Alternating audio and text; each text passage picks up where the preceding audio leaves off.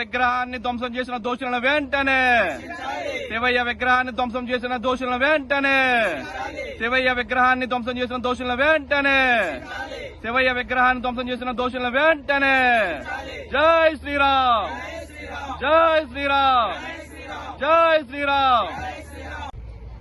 జై శ్రీరామ్. కాకినాడ జిల్లా సవణకోటలో అతి పురాతనమైన దేవాలయం కుమార భీమేశ్వర స్వామి ఆలయం. ఈ ఆలయ ప్రాంగణంలో ఆదియోగి శివయ్య విగ్రహాన్ని నిర్మించారు దాతలు. దీన్ని ఓపెనింగ్ కూడా మరి శ్రీ చిన్నరాజప్ప గారి ఎమ్మెల్యే గారు కూడా ఓపెన్ చేయడం జరిగింది.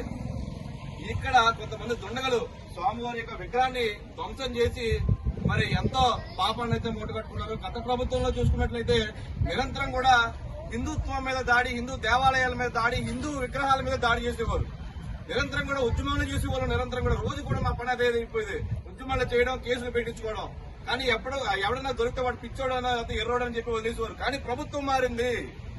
ప్రభుత్వం మారిన తర్వాత కూడా ఇదే పరిస్థితి అయితే మాత్రం భారీ ఎత్తున ఉద్యమాలు అయితే మాత్రం ప్రభుత్వాలు చెవి చూస్తాయి.